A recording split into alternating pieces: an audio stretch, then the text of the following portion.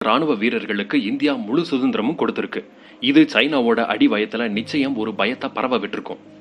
பேச்சுவார்த்தையை மீறி ஜூன் 15 லடாக் கவான் பள்ளத்தாக்குல அத்துமீறி டேரா போட்டாங்க சீனாக்காரங்க. கூடாரத்தை காலி செய்யுங்கன்னு நம்ம வீரர்கள் சொன்ன